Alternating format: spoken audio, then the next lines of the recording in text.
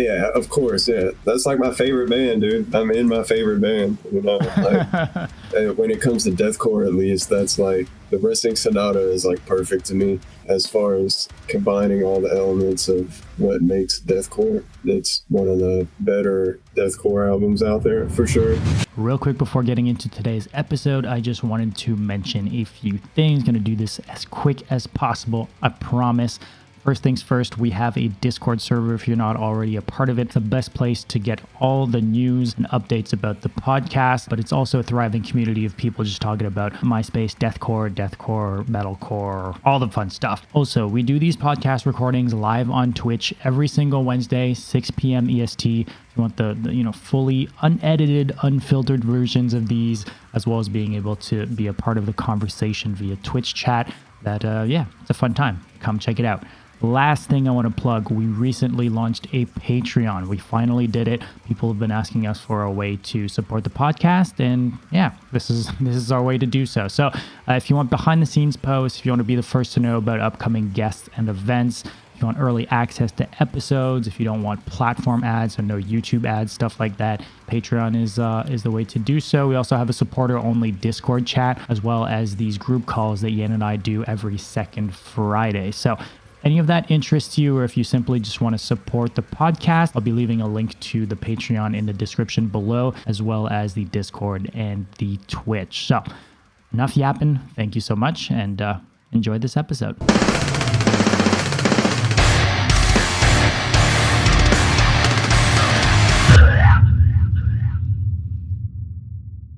Ladies and gentlemen, welcome to another episode of the Brutality Podcast. This is episode 74. My name is Dom, and I'm joined, as always, by my co-host, Yan. And this week, we have the privilege of talking to a man I've met a couple of times in the past year, but it's great to have him on the show, finally. We've been planning this one for a little while, but we have Ben Cotton.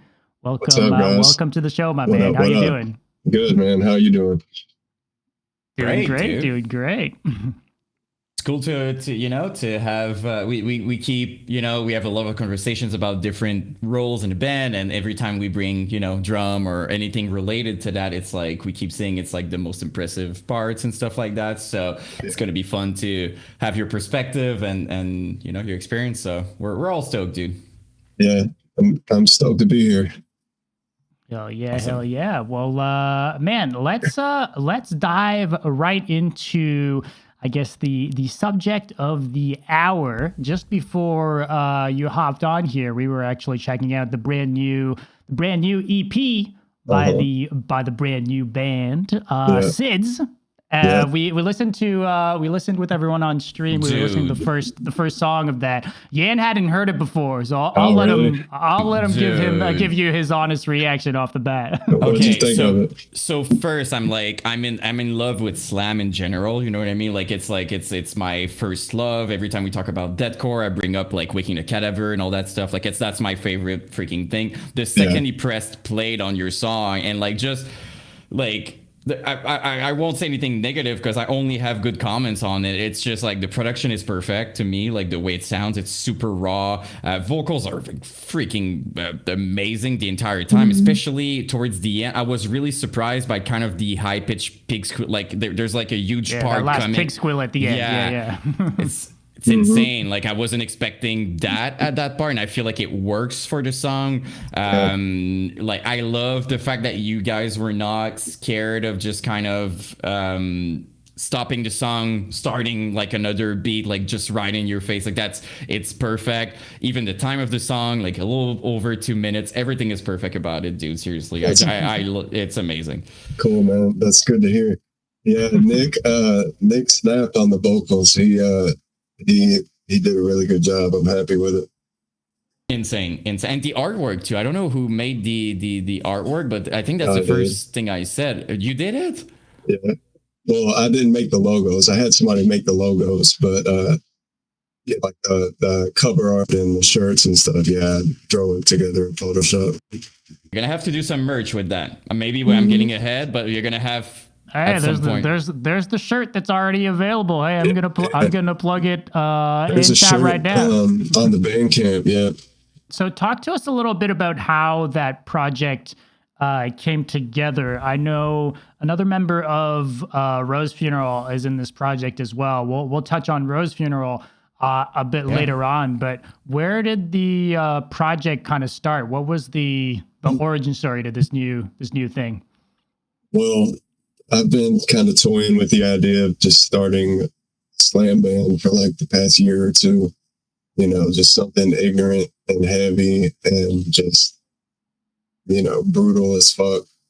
I've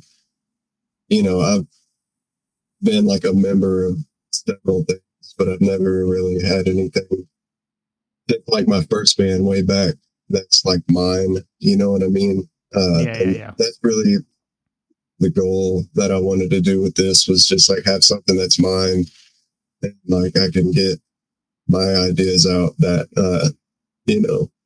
when nobody's trying to hear your ideas for their thing, then, it doesn't matter because I have my thing. You know what I'm saying?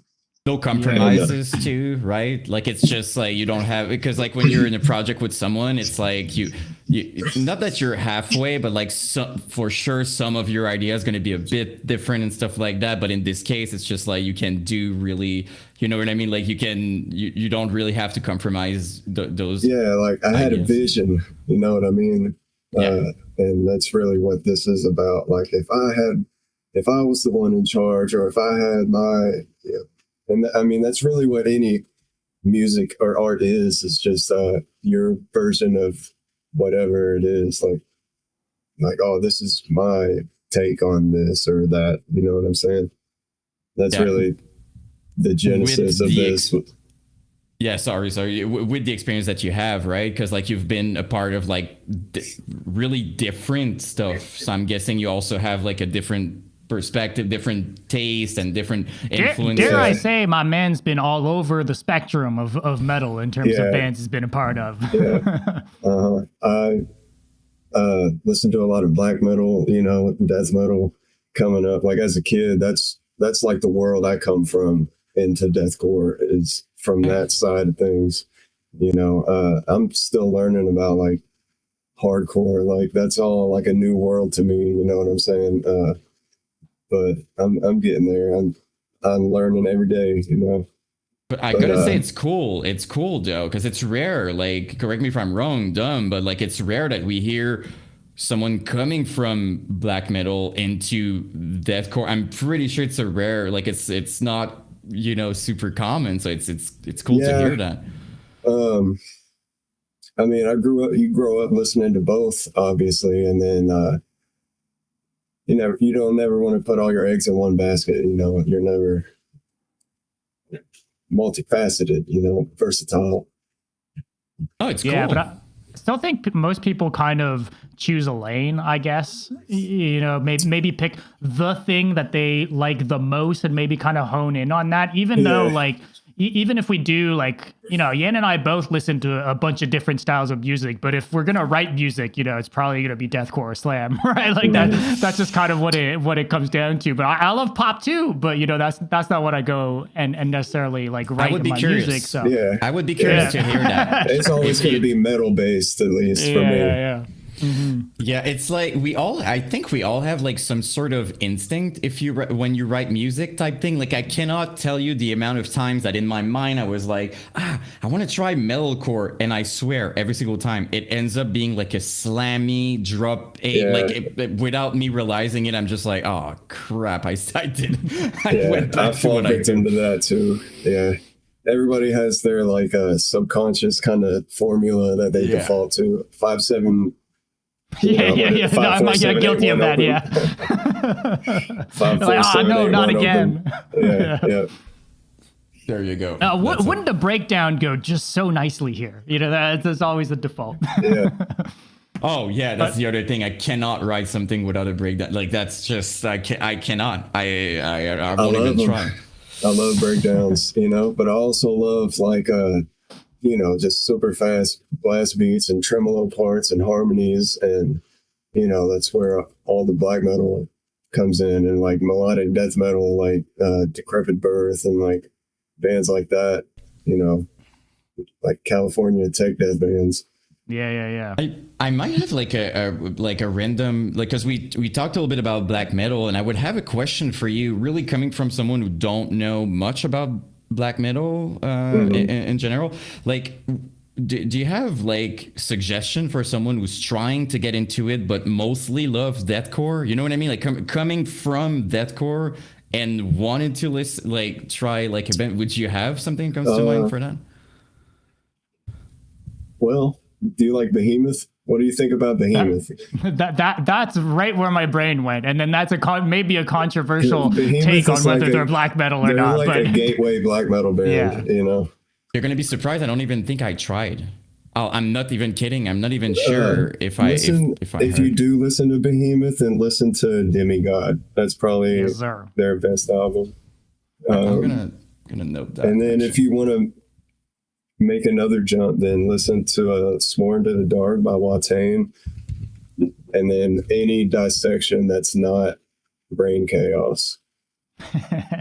Okay. Oddly specific with that one. You got to get deeper, and then it circles back around to Brain Chaos, you know. But if we're taking it one step at a time, that's later. Yeah. Okay, because I don't want to be like, because I have, you know, a lot of comments coming from people, you know, on my socials on what I do, because like I'm clearly slam deathcore person, right? So like I have a lot, like people are just like, listen to real music, black metal. So it's usually coming from a place of just like, what you're doing is crap, listen to black metal. But like I used to be one of those. I'm just kidding. Oh well, like I get a lot of that, but like it's not making me angry at all. It kind of makes me curious in a way, because I'm like, why, like all that passion and anger towards it? Like there must be something about it. But I heard some more obscure stuff, like really raw demo, like full of echo and stuff like that. And I was like, I don't like that super shitty production stuff. Like, I'm all for lo-fi, DIY kind of stuff, but some of that early like first wave black metal is just unlistenable. That's kind of what I heard, I think. Like people pointing me there, and I was just like, I cannot. I can't. Like if you've never listened to black metal before, you don't want to start with like Burzum or you know. I think I started with the wrong things. Start with something a little more palatable, you know. Yeah. And I think you have a good point. I think it's probably like that with a lot of stuff, right? Like there's always, I think, like an entry into something that's better than just like, oh, listen to that, you know, production. The pure end game version. You don't want like the pure refined stuff right away. You know, you gotta work up to that. You build it. Yeah, exactly. Thanks for that. No, I was just curious, because it's rare that we hear someone coming from black metal specifically. It's pretty rare in deathcore. So I was in what we do, at least. And what we do, what we do. Don't get me wrong. The two worlds seldom overlap. You know. Yeah. And how? Sorry. Go for it. Oh, I was ending by saying, like, the funny part of that is if you look into deathcore history and even like early deathcore, there's actually a lot of influences from black metal. You can hear it pretty clearly. All the new stuff is and it's even pretty black metal influence. So, you know, now they're saying it out loud. They're just like, oh yeah, we love black metal type thing. You know what I mean? But even early on, I mean, there was specific bands that you could hear it clearly. So I just wanted to say that. Yeah, man. How Kevin? I mean, how did you? Because you kind of, you know, talked about, you know, Sid's being kind of a brainchild, like vision thing. But then how'd the other members end up getting involved? What was the process there and finding members and stuff?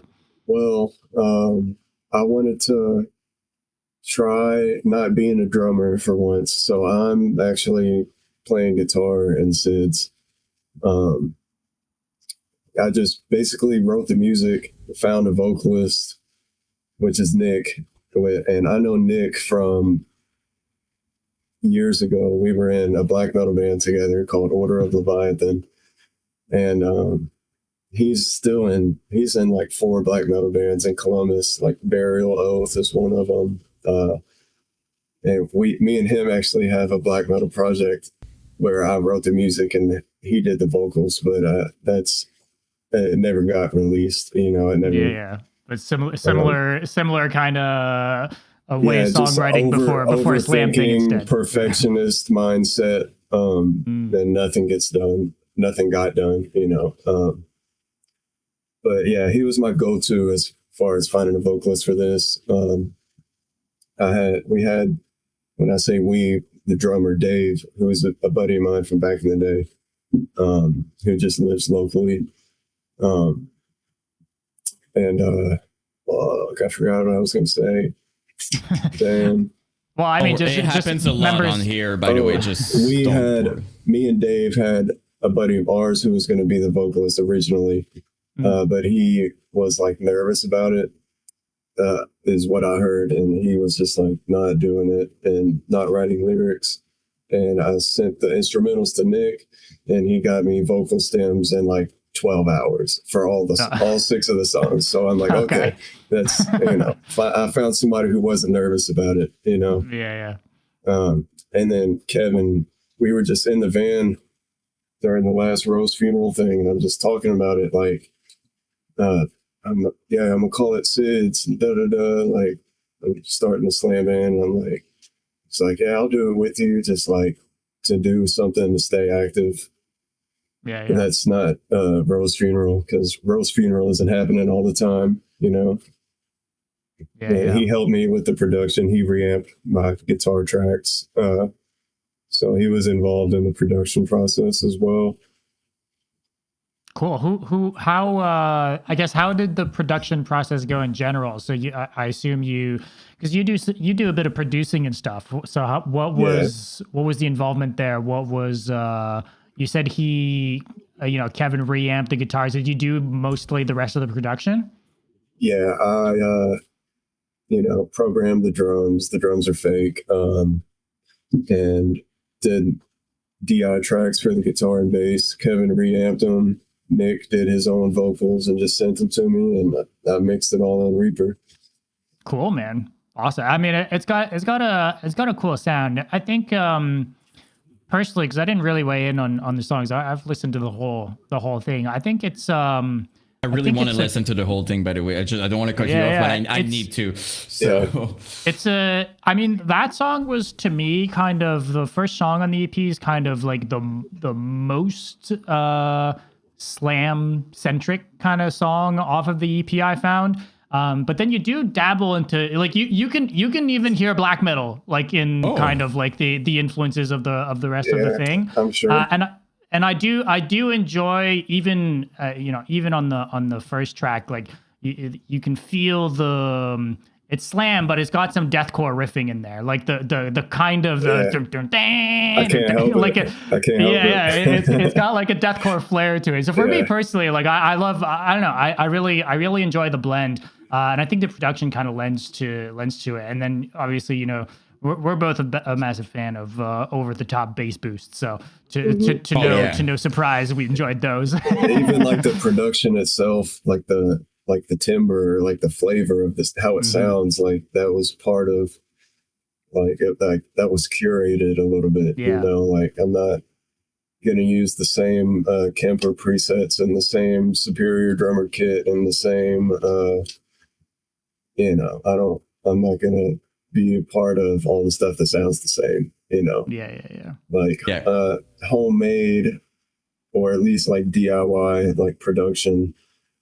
It's going to have like a tint or like a flavor of something. It's not perfect and polished, but it's like distinctive. Like when you hear and that's the point. Exactly. When you hear certain albums or certain records, you're like Girl of Glass is a recent example I can think of. Like the way that's produced and mixed, like you can, like, I know that's them before the song starts. You know what I'm saying? Like. It becomes yours, your sound. Like we keep talking about Cycle Frame and stuff like that, once you have your production, your thing, and it works for both, because I'm talking about Cycle Frame. I mean, it's a really good production actually, but like the way they made it raw at the same time, like you click, as you said, and you just know it's like easily. Like you don't tell me and just like play, I'm gonna be okay, that's them, right? And they can really play that too. Like their drummer can really play that, so which is insane. It's not out of the question, to hear that and be like, oh well, this is just computerized, but because he can really play it, Yeah, I think there's an extra question afterwards, right? Like there's some people who won't mind. I think there's a lot of people who just like don't think, but there's actually a lot of people who do, and they're just like, well, is that, is it playable? Is that something you're gonna do? Actually? Does this guy need 4 arms to perform this, or is it human? Yeah. Not everybody thinks like me. I gotta remind myself sometimes.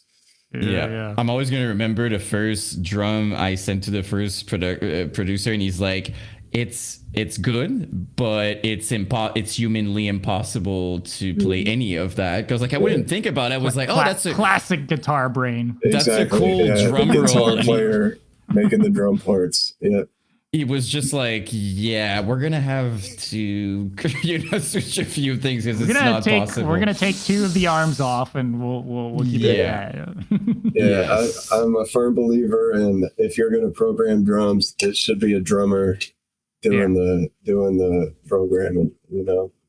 Makes more sense. At the very least, Makes more sense. It's going to be more organic too. It's going to make more sense, and the build up, like, because in his brain, you know where you're going, right? It makes sense. But like from an outside perspective, sometimes you just think about, that's cool, but like there's also the fluidity, the going into another. So does that make sense to go from this the nuance? To that? It's the nuance for me. It's all the small things. It's the way. It's the types of fills. It's the accents. It's all those small things. I feel that most guitarists writing drum parts don't really have a handle. And on it does change everything. It changes everything. Like take most song and change the drums. You won't. I mean, like, and you see it when you write. Seriously, sometimes you switch just the upper cymbals rhythm, like just a little thing in your, and it's not even the same feeling as you're listening to the part.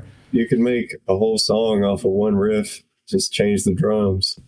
That's what Sid's is. But it's awesome. It's cool. Like I think it's an awesome thing going through. I got 6 songs and 12 riffs. There you go. You go. If you don't need more, it's all good.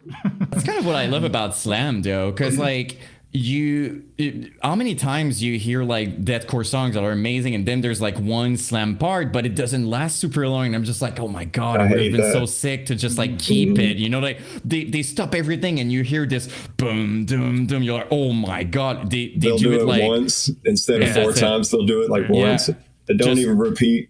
Which defeats the purpose of slam, right? Yes. I think slam is kind of made to be repeated. Bring it back. Bring it back. Change the vocal patterns. You know what I mean? It's so sick. Less is more, just because something's overcomplicated, like, doesn't mean that it's good, simplicity is key, in my opinion, Yes. Most of the slam parts that I really love, I'm pretty sure there's like 4 notes. I'm pretty sure there's like 3, maybe 4 notes, and they're just like super sick. So like growing up playing drums, I always used to think like the faster I was, the better I was, which is how I ended up here.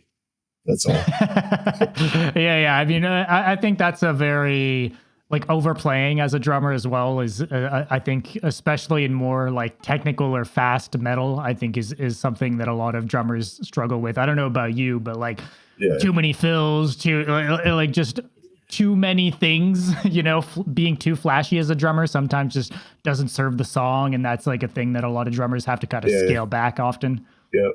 Leave room for everybody else, Yeah, but I think it's also already the loudest. So, and I think from someone outside of it, like the faster you go, it does create this impression of just, oh my god, he's incredible. You know what I mean? Like that's kind of the someone who don't know drums at all. But then when you hear podcasts, when you hear drummers actually talking about it, you realize that most of their influence, the big drummers or whatever, it seems simple what they're doing most of the time. You know what I mean? Like from an outside perspective, they're like, oh, he's not going super. No, but the style, the way it's done, the taste behind it. So like it's a whole other world that I've noticed, because believe me, for the longest time to me it was just like, oh, he's going fast, he's amazing. That was my just, oh, the double pedal. That my only thing was just like the double pedal super fast. I was like, okay, he's amazing. That was my only thing.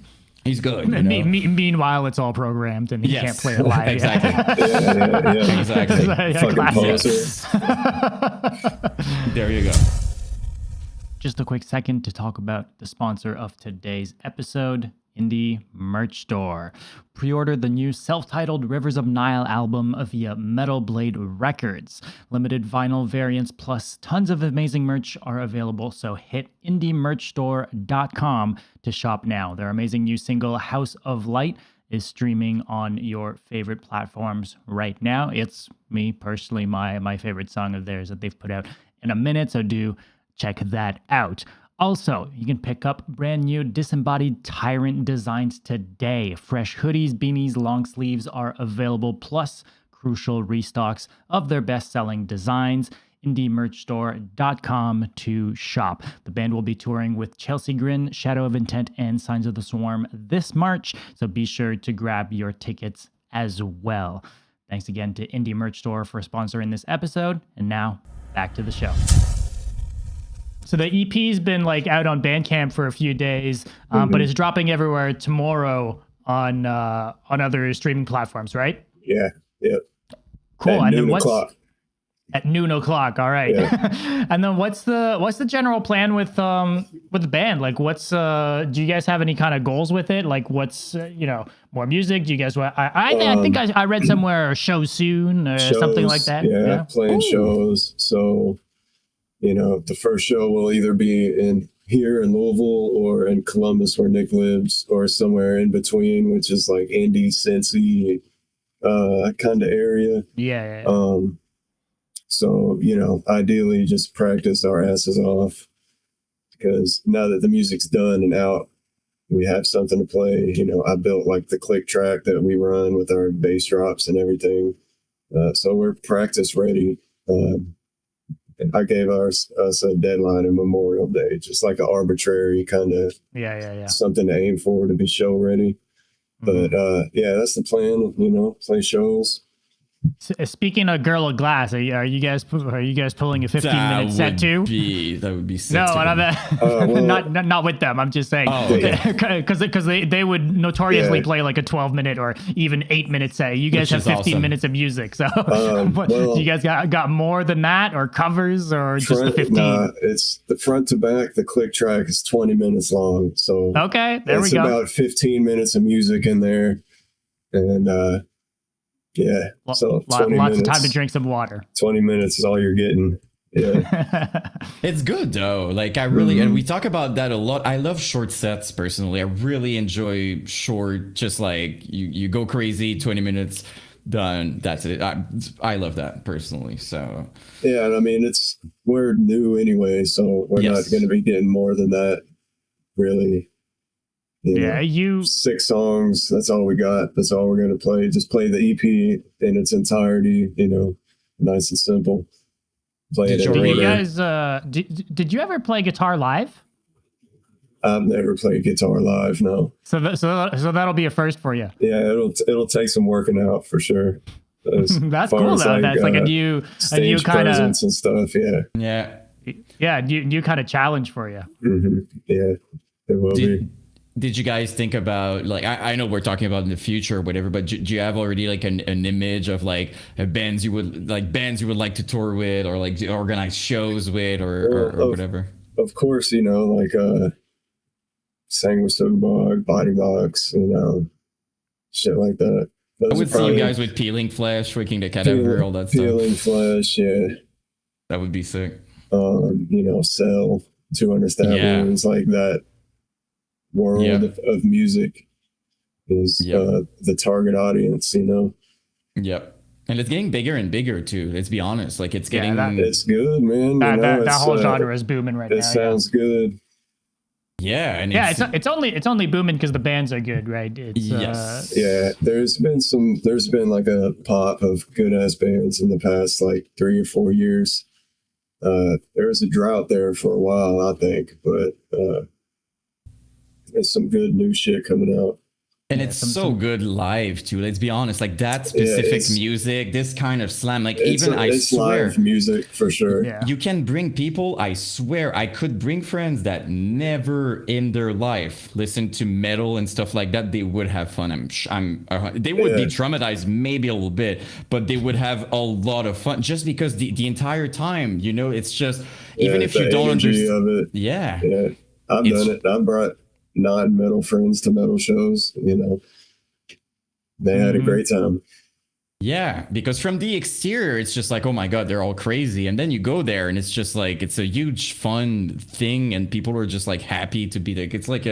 It's super fun. Like I've never seen even like bad stuff. It's always like just a good time. So, and especially slam, it's just, you know, like we talked about Peeling Flesh and all those bands. It's just like, you know, you're going to headbang even if you don't even understand what you're listening to, I think. So it's good live shows. And I mean, it's a city with a good scene, like, and you go to one of their shows, like you feel it, like you see feel the love, you know what I'm saying? Like, yeah, some places don't have that, unfortunately, but I know I can say like South Florida hardcore scene, like basically insane. What tracheotomy kind of bubbled out of is like great. Florida's got it. Florida's got it going on, you know, from Jacksonville to Miami to Tampa, you know. Florida's just a good place for metal in particular, hardcore, whatever. I didn't even realize because like most of the videos I'm promoting bands, like I've started receiving messages saying like, do you only promote bands from there or something? I was just like, I didn't even realize. It's just like there was so many. It's just the bands that I loved, you know. It was just like they're cool, and people were just like, "Do you know these people? Like, there's a reason why you keep promoting." I was just like, "No, they're awesome." Like, you look at the shows, you can barely see phones in general. People are just like going insane, and it's good to see. It feels like sometimes you see that. Yes, but it feels like it's 2007 or something, you know, when you look at it, which is awesome, you know. I think we need that. What's the scene like in Louisville?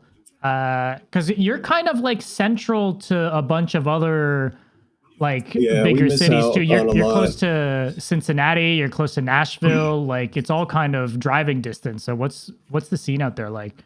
I mean, there's a decent local scene, but as far as just like constant activity and like, you know, like you could start a band in South Florida and play some shows and like get support and gain fans, and then you're on your way. Like, I think maybe that's not true, but compared to here, like it's so much easier to just start a band and like start playing shows, going to other cities. Yeah. But here it's like kind of cliquey, you know, and not as active. So if you're not like in the in crowd, you're not really doing nothing. So like I grew up here. I'm from here, and I moved to Florida like 9 years ago, you know, and I just moved back here like 8 months ago. So I was gone for a long time. But when I was in like some of my earlier bands when I was younger here, it was like that. It was just kind of cliquey, like the same group of people, making everything happen, doing everything. And if you're not one of them, you know, you need connections, basically. Exactly. Yeah. Okay. So, and another like point on the board for my Sid's vision board that doesn't exist was, and I've since changed my mind, but at first I was adamant, no Louisville shows. We're not a Louisville band. You know, we're going to play Indy, Nashville, Cincy, Columbus, Chicago, Atlanta, St. Louis, anything but Louisville, you know. You know, the same kind of, it's like a stamp almost, or like a curse, you know. It's why Knock Loose doesn't claim Louisville. You know, they claim Oldham County, you know what I'm saying? Which I guess the people in the band are from there. But they never say they're a Louisville band, you know, because right, like most opinion, people would like, resort to saying that just because people would understand it better. But if you say you're a Louisville that, band, then you're only a Louisville band. You know what I mean? And look, the only time I've played in Louisville, we got scammed. So that's great. That's my only experience there. great experience. that's good. Yeah. To be fair, you could be scammed probably anywhere, but that was pretty terrible, man. What happened? Do you mind sharing the story? I played Louisville Death Fest in 2017 under the bowling alley at Vernon Club. Yeah, I think so. I mean, well, it was some white ass fucking building. Yeah, I know exactly. Yeah. Yeah, and it was a 2-day fest, bunch of tech death bands, and we were playing the second day. And from what I understand, halfway through the first day, the promoter dipped and was never found again. I know exactly who you're talking about. And so we show up the next day, and like, there's no promoter. People are freaking out because the day before, the promoter just never paid any bands, just fucking left and was never found. So we're left out here like, are we even playing? Are we like, what's going on? Like, too much dip on his chip. That's what happened. But who does that? That's the question. I'm just like, what? Okay. I mean, all sorts of people everywhere. We're all just trying our best, you know. Yeah. Hey, for what it's worth, you know, the venue was accommodating, and we still all played. It ran super that was a fucking sick late. Venue. I actually got discovered Bob Rowe's funeral at that venue. Oh yeah, shit. That's sick. My local band opened for them at Vernon Club, and then like a year later, Brian asked me if I wanted to try out, and I was like, of course. Hell yeah, dude. Well, I mean, we could kind of get into that. Like, I would like to. Yeah, that would be great. Yeah, because I mean, was this a while ago? Because it was like, because your old band, we're talking like 2013ish, right? My first show with Rowe's funeral was 2014. I was like 19. I'm like 19 years old.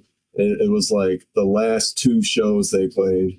Yeah, I was gonna say it's like on the tail end of before they didn't do anything, and then you know, I moved to Florida, move on with my life, pursue other things, and then 2021 comes around, and our first show back was going to be Kentucky Irate Fest, and that's how I got the ball rolling again, I guess. And just on playing music in general, because I didn't play shows or anything for a long time. Okay, so you took a long ass break, like while you were down in Florida then. Yep. And then whenever I ended up getting, you know, stable enough or in a position in my life where I can be in bands again, that's was more or less what led to me being in tracheotomy. Was and I'm in South Florida. I want to join a band. What bands are from South Florida? You know, right. Yeah. But then, dude, I'm kind of thinking though, picking back up on some Rowe's funeral material is kind of a brutal way to get back into it. Yeah. It's pretty fast paced, blast beats all over. How was it kind of like getting back into the swing of things? It took some practice for sure, some warming up. In a way, it's like riding a bike, but to be like actually really tight like that, it just took plenty of practice. I used to go to a studio in West Palm called Melody Ave and just use their drums because I didn't have a kit down there with me. I would just use other people's. So I would go there and record, play through videos or just learn the songs.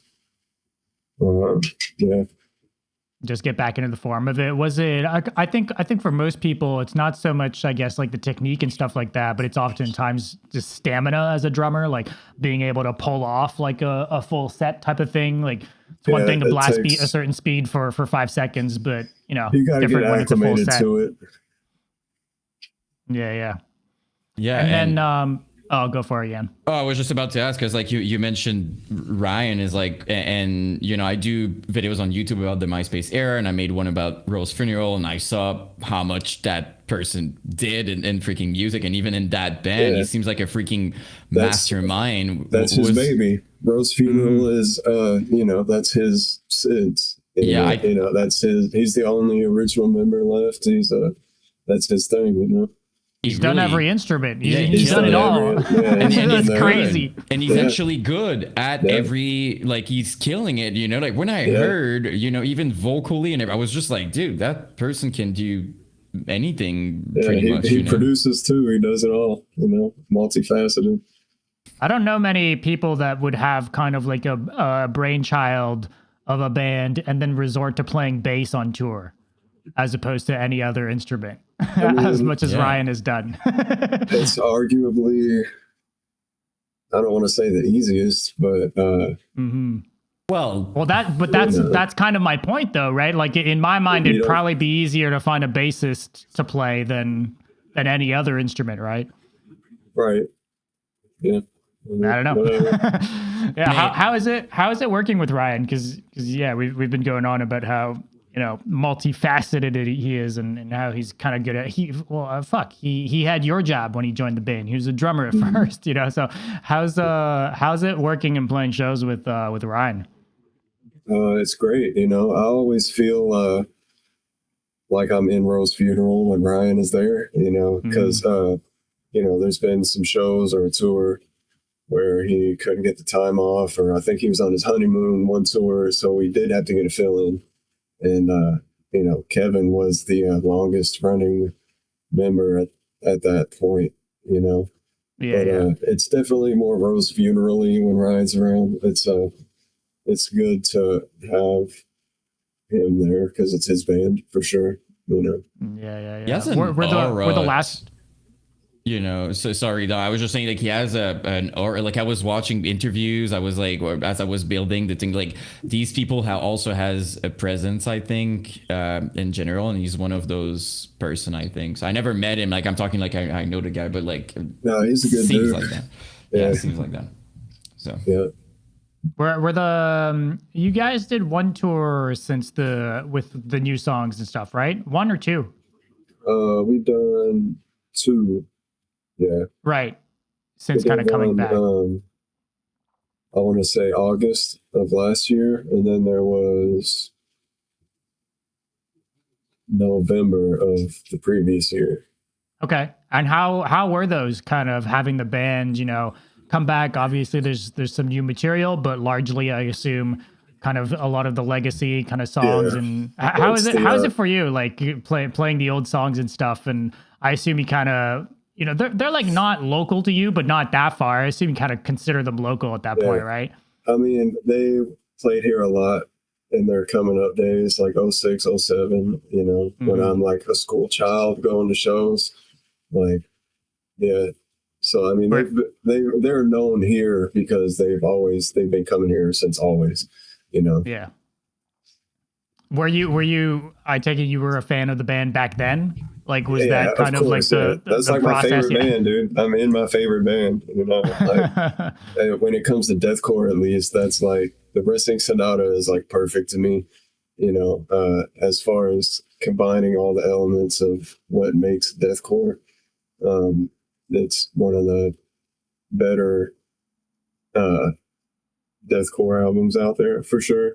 Still holds up to the production, the lyrics, Timmy's vocals, of course. You know, could be released, you know. Oh, obviously, Timmy's in the band again. Yeah. No, that's cool. And do you have like a favorite song to play live from the discography? Good question. I'm curious too.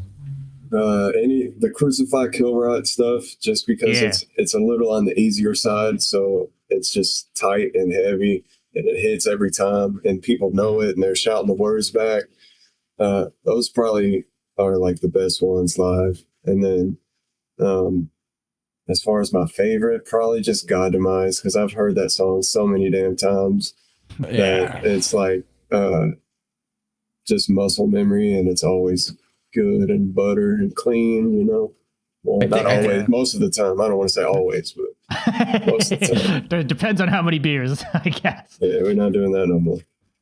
I think both songs you mentioned too, or like I personally consider them as like classic deathcore songs. I would say like back in the days you would hear it like, you know, in top, you know, songs or whatever on MySpace. Top 20 breakdowns of 2009. Most brutal stuff, you know what I mean? Like, do you remember how you felt? Like, because you say like it's your favorite, you know, it was your favorite band and stuff like that. Do you remember how you felt when you were about to step on the stage for the very first time? You know what I mean? Like you're about to go with your band. Like, do you remember how you felt? Yeah, it was the first show was like a smaller kind of club in Louisville. It's not there anymore. It was called Cahoots. So my first show with Rose Funeral was at Cahoots. If anybody that ever watches this knows what Cahoots was. So it wasn't that nerve-wracking. It was kind of, I mean, I like fucked up. Like it was my first show. I didn't really know the stuff that well. So like that was the most nerve-wracking. And then the next day was at some like big theater in Cincinnati. And that was a little more, it was kind of nerve-wracking, but also more like, okay, this is the level I should be operating on. Yeah, like, the first one was like hometown for like you, and then it was hometown for them. Yeah, where the sound man is nice to you, and like there's waters for you in the green room, and you get whatever you need. Like, I'm not going to get yelled at because I asked for a DI box for my triggers or something. Like, you know, you're the headliner, you know. So that was, it was almost like, I'm happy to be here, like finally. And then, on the other hand, it's like, well, then don't fuck it up if you want to stay here, you know. Do you remember a double-edged sword of the pressure and it being cool? Do you remember if you were, because it's super specific as a question, maybe you don't remember, but like as you were playing, do you remember if there was like maybe between songs and stuff like that during that big show? Because you said the first show, I'm guessing, was more of a gauging and kind of like understanding what it's going to be. More of an intimate vibe, yeah. But the second one, when it was more like kind of a bit, did you have like some like unreal moment of just like, I'm freaking playing with my favorite, like I'm freaking Rose Funeral right now? Oh, it was just like, yeah, especially like when you see the videos afterwards, you're like, that's me up there, you know what I mean? Like, that's all, and it sounds good, you know. Yeah, that's very like reaffirming. Is that the word? You know? Yeah, because like not to say that, because I know like every member's has pressure and stuff like that, but like especially drummer, like if there's like a position that you don't have a lot of room for mistakes and stuff like that, it's really, that's why I said in the beginning, drummers, I'm never gonna understand how, you know, how they handle that, but it's not, you know. But as much as I love bass, if you join and let's say during a part, it's not exactly perfect, you know, it's not the same maybe impact or pressure, or just like fucking super loud fucking trigger double bass through that's piercing through everything, and you're going popcorn. You just gotta, you know, be a little more on point than the other guys. Then I guess, you know, like as of the past couple of tours. Excuse me. I've been like not drinking at all before I play, you know, because I've had like some, you know, less than good shows because of that. So you're only as good as your drummer. There is more pressure on you. Like you're keeping the time. I run the click track from my laptop, so I also do that. We need to be 110% every single time, you know. Yeah, especially in metal, like we keep talking about that, but like if you point out any big legendary bands that we have, like they all have an amazing freaking drummer behind their, you know, you know, behind them. Like there's none of them who's just like, oh yeah, he's okay. Like they're all insane. Like we keep talking about Despised Icon, you know, that person is just like, I don't understand how he, you know, he's able to. He's one of those god tier drummers that I still to this day, like, you know, I'll never be in Despised Icon, I guess, you know. Yeah, that's fine though. He needs to be studied. Oh, dude, and even live, because that was one of my questions. I was just like, how is this going to be like? It's like tighter than ever. Like, Oh, it's they play faster live. It fucking kills me, dude. He can really play that shit. Yeah. Yeah. perfectly, Yeah. like, and with style, and just, it's hard to explain, but like everything, like He bangs. He goes like no wrist bullshit for him. He's like full arm. I don't get it. Yeah, I don't get how he does it. you hear the power. It's weird to explain. Like, he's it's powerful. he like gravity blasts without touching the rim or something. It's like, I don't know what the fuck he's doing. Some type of magic. Insane. Some voodoo magic going on. Some sorcery going on. Yeah. Another dude like that is the guy from Origin, John Longstreet. Oh yeah. I've seen them live, and it sounds just like the recording. Like they're 100% accurate live. Nah, it's fucking Origins, and they've always been that way. Like they were early to doing that sort of fucked up shit, like going like crazy fucking speeds, and they've always been on point. When I first heard of the heel toe in 6th grade, it was because of him, So they've been playing death metal since I was, had to be home before the streetlights was on. There's a problem. Heel toe is probably considered cheating. I was listening to Origin walking home because the streetlights just came on. Well, yeah, and it's I've always been impressed, and like ever since I've started doing, whatever you want to call it, but like videos about MySpace era bands and like stories of bands. Basically, I'm not kidding. In a lot of videos, you see they have a certain sound or they have a certain style. They switch their drummer, and they become the bands that they were at that time. And like, you can understand that, they were maybe limited before that. And then the drummer kind of just like unleash what we can do. They have no limits anymore, and they can write in a different way. And it's dissing the old drummers of those bands, but it's just like, it's true in a way, right? Like, you can be limited if they can finally play them parts that the guitar player wrote. Exactly. Like the guitar is just like, you can do it. Cool. Job for a Cowboy. The guy on Doom is not the same guy as like Genesis, right? Mm-hmm. Yeah, I think they switched. Yeah, could be wrong, but I think they switched after Doom. Genesis is one of those albums for me that's like classic, like perfect from start to finish. The production, everything, the drum tone, guitar tone, like everything about that album is awesome. That's a contentious choice for a lot of people, but for what it's worth, Genesis I agree. Is so fire, dude. I agree. I love everything post Doom personally, but remake Doom without the pig squeals. That's my hot take.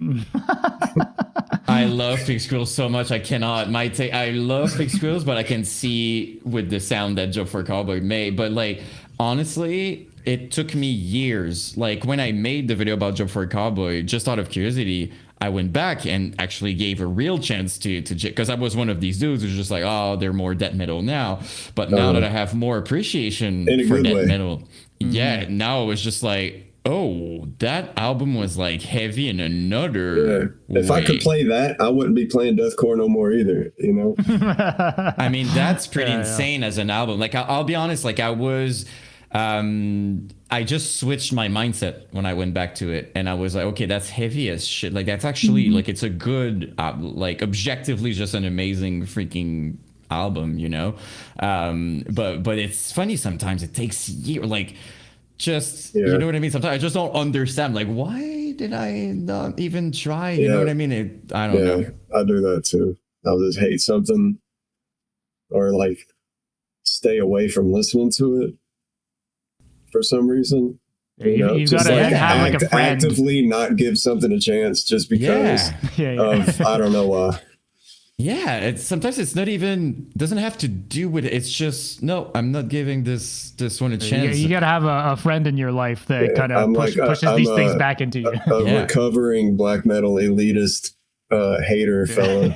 So I have to remind myself to let people like things and maybe even allow myself to like some new things from time to time. A couple of weeks ago, I had like a comment, and made me laugh. That's why I'm telling that story. But like, I had a comment from someone, regular kind of comments of just like, listen to real music. You should listen to black metal.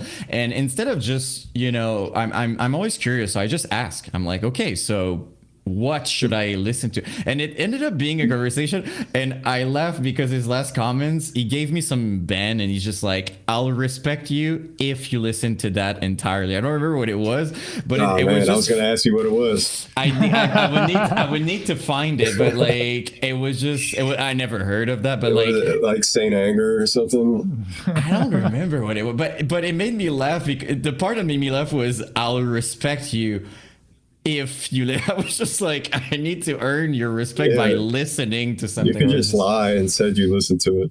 I could have. Then he respects you now.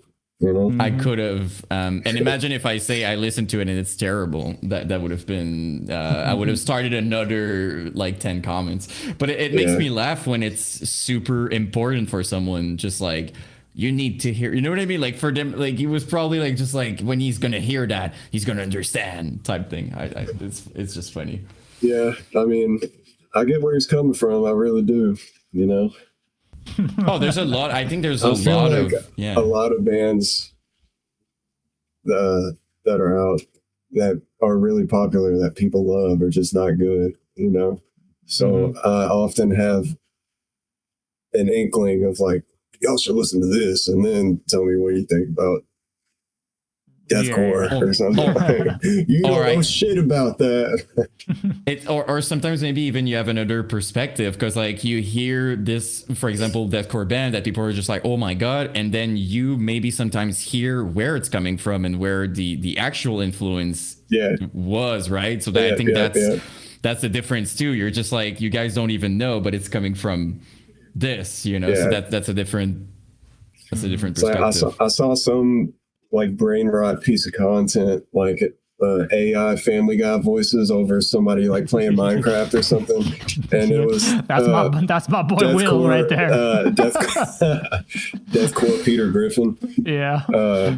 It's picking up some traction too. He was explaining to Deathcore Chris Griffin that most of the deathcore bands now are influenced by other deathcore bands, and that's why it sounds different than the first wave of deathcore bands, which were influenced by death metal bands and hardcore bands, because there was no deathcore bands, which is super true, and which is how the sound was created in the first place. That's kind of why, to me, it didn't make sense that I wasn't listening to much death metal, because I'll be honest with you, the only deathcore I really like and enjoy is like this first super brutal death wave, and I never understood. It didn't make sense to not, and now I'm starting to understand that I actually love a lot of this stuff, right? Early death metal and stuff like that. I'm just like, why I didn't give it a chance back then, because it was just like, I need breakdowns. There's breakdowns in death metal if you're listening to the right bands. There's a lot of it is not good, a lot of it's boring, monotonous. Bless you. You gotta find.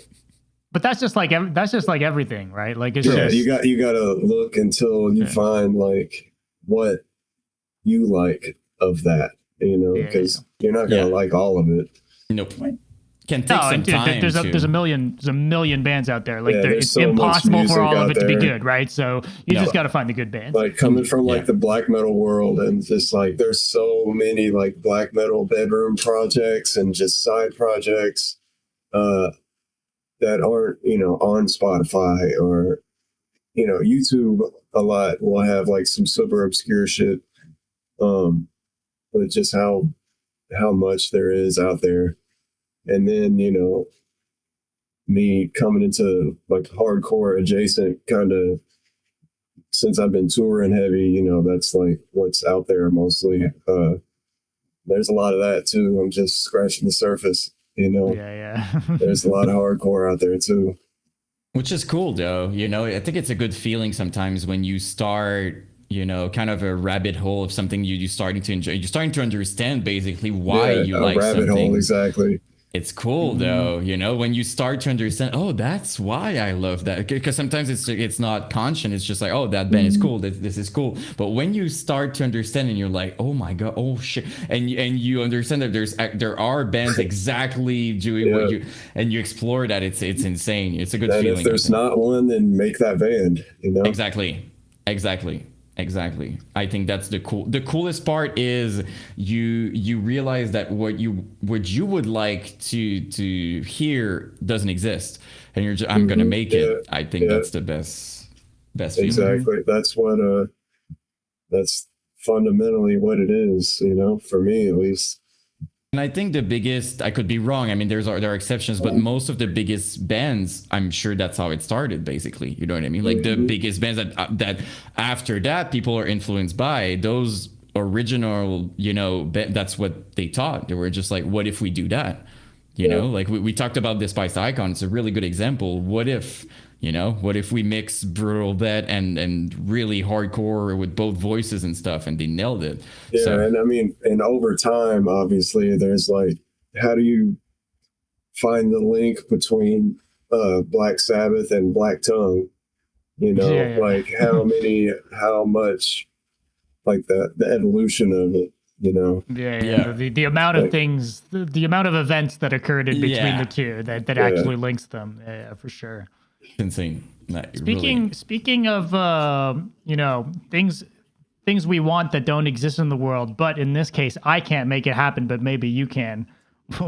What's good with New Rose Funeral? Well, it's the eternal saga of what's going on. I told them that I was going to tell you guys that it's done and it releases next week, but that's just simply not true. I will say... You had me for a second. I was nervous for a second. The material is there.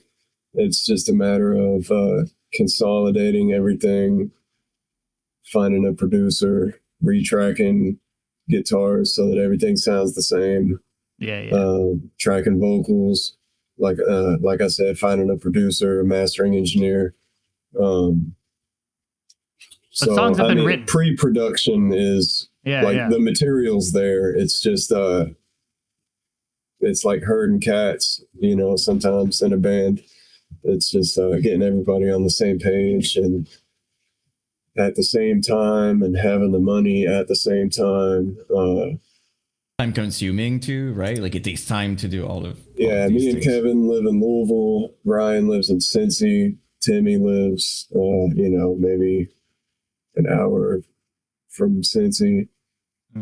So we would all, we all gotta like meet up somewhere. Exactly. It's all relatively close in the grand scheme of things, but it's still like not, oh, hey, let's hang out tonight type of thing. It's still got to be planned out. It's definitely one of those things where when we do it and realize how easy it was, where why didn't we already do this, you know? But I'm not gonna, I can only do so much, which is why I try to keep a rotation of bands for myself. No, but it's cool to just know that, you know, there's stuff in the works, right? Yeah. Because we've had the two singles, you know, and I think on when the last single was put out, there was like you know, something said about eventually having an album in the works, but with no real timeline. But it's cool to know that it's, you know, it's more concrete than what we've heard so far. So it's not just hearsay. I have seen the walkers, you know. He's got the proof. Oh, that's cool, because there's always like every time there's a good example of that is like As Blood Runs Black, right? Like I keep seeing all those comments of like, are they gonna come back? Like, people are just, it's just a list of passion of just like I would. Tony Danza.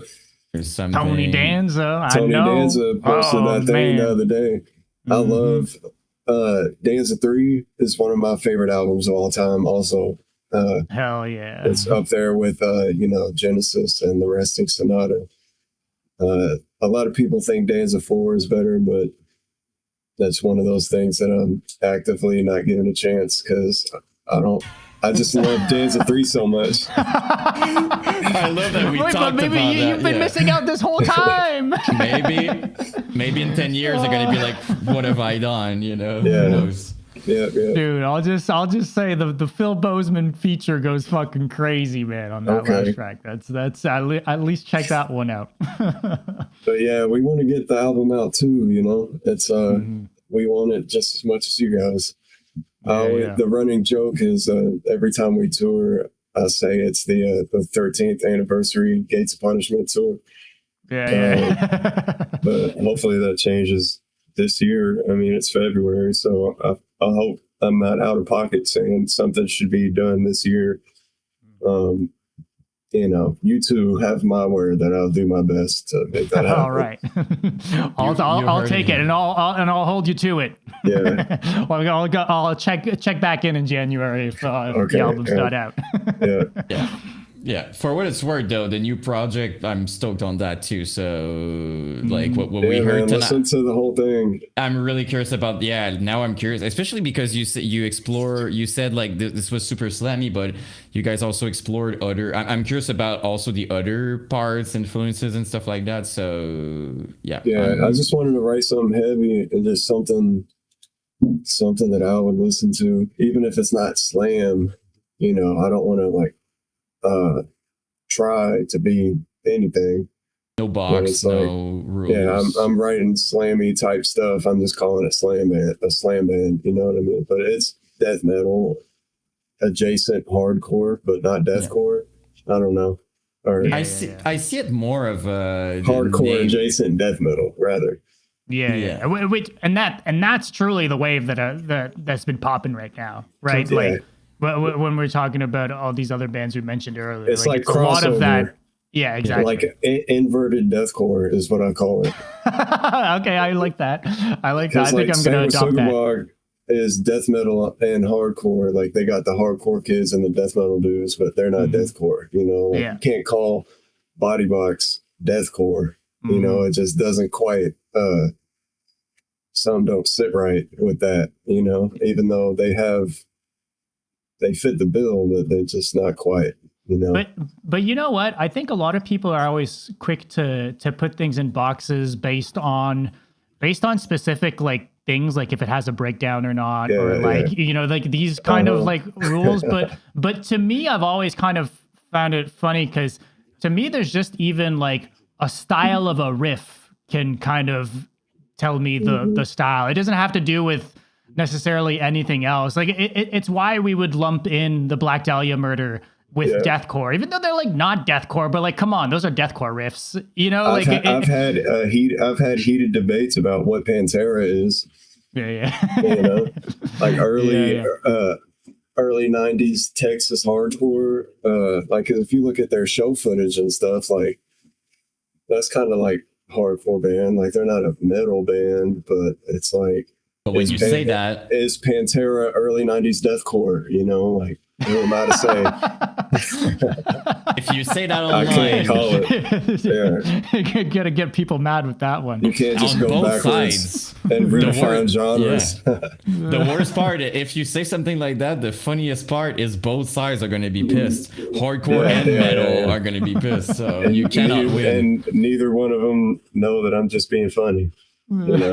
No, they're actually going to be mad. So we talk about that a lot, but to me, not being able to box something is always a good sign to me. When you have a hard time saying it's this or that, I think it's a good sign most of the time. You know what I mean? Like it's just means it's something different. Okay, they're probably doing something different. I think it's good. It's called slam now.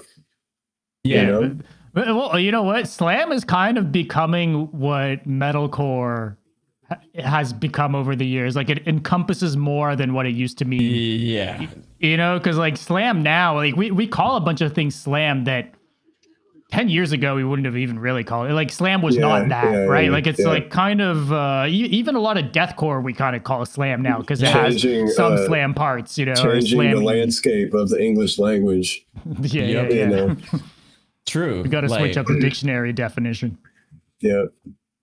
Yeah, but it's kind of always, every time something's, you know, it's like deathcore, you know what I mean? Like it's so huge. When you say deathcore now, it can mean like 50 different kinds of deathcore to someone. So it's over time, I think the bigger it gets, the larger it is, and kind of it doesn't mean what it used to mean. Really, it's more just like, oh, it's part of it. They can play together, but it's not even sounding similar. You know what I mean? Yeah. So that kind of happens with a lot of stuff. I feel like, especially metal. From like Black Tongue to the super, I don't know, to Lorna Shore. Like those are like so wildly different, you know, but they're both deathcore, but you know. Technically, you know what I mean? Like, or you're going to take something super technical, right? You're going to take like the Red Shore and compare it to like some, you know, like deathcore. It's just like what's happening. It's not even close, you know what I mean? Like it's not, you're but you call them, you know what I mean? It's more of a reference at this point. You know, and I know I keep bringing up Body Box, but they were kind of my first band that I was really into of this like new wave of death metal bands.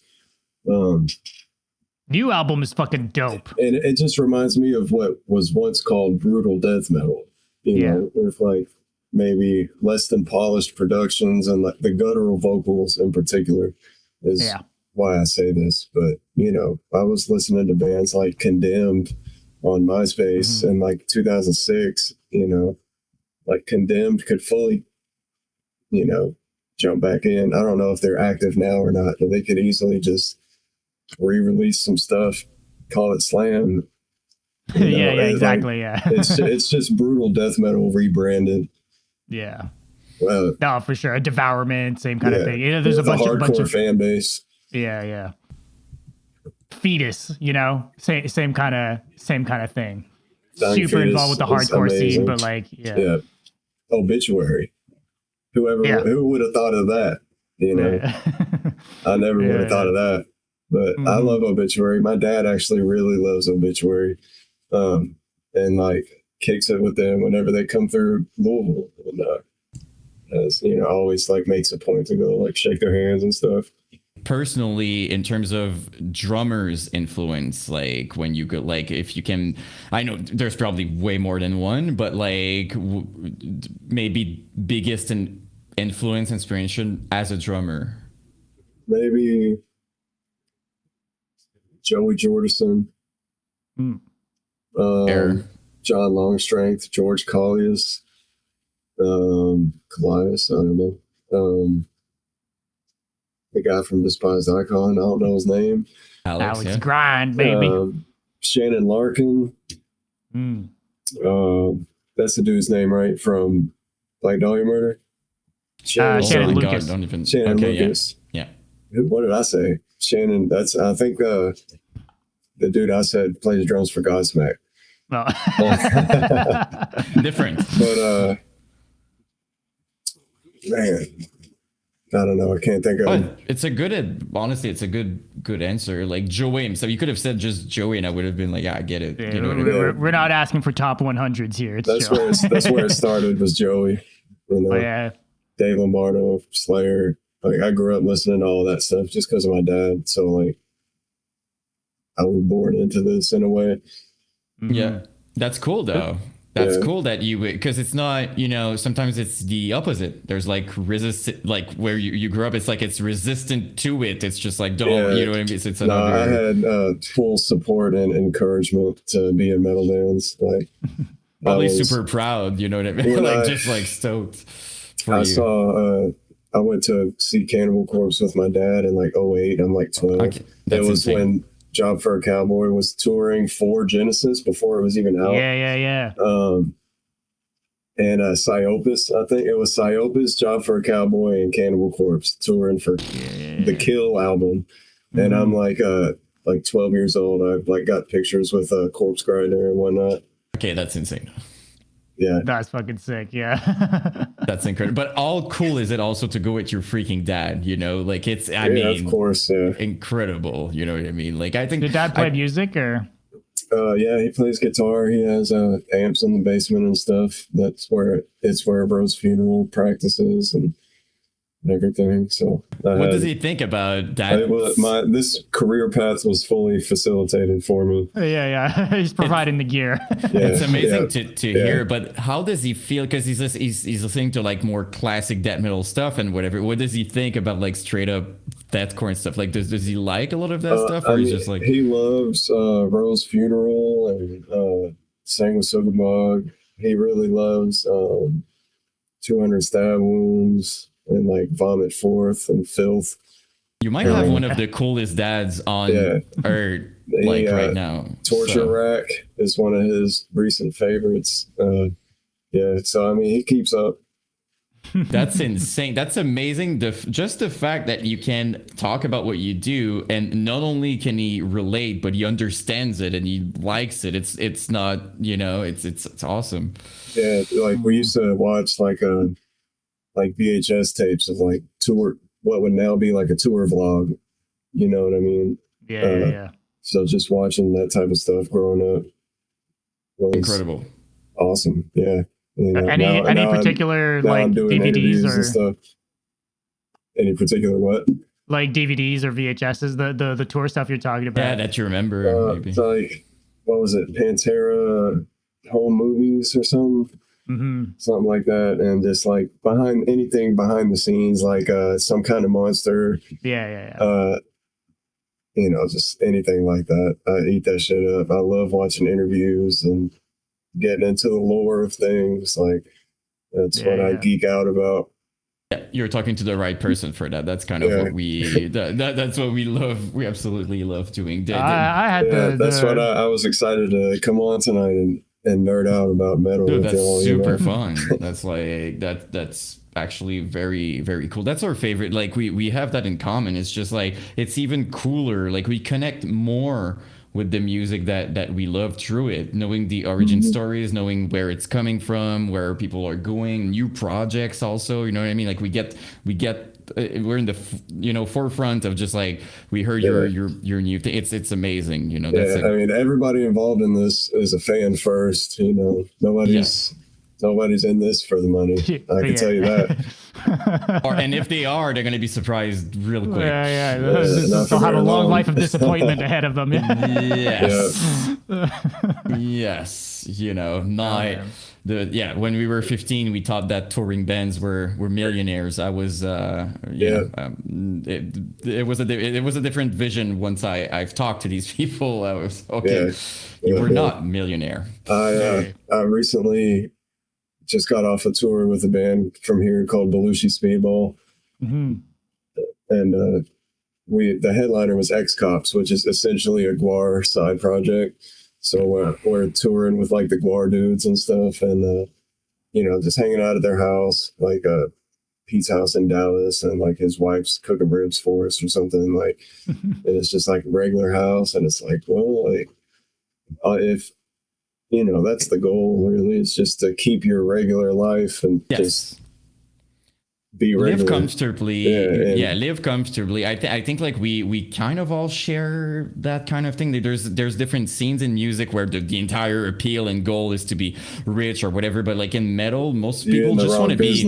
You want to be comfortable basically, and to get. You just don't want to work at 9 to 5. No, that's the thing. Exactly. There you go. Literally the only goal is I don't want to have a job.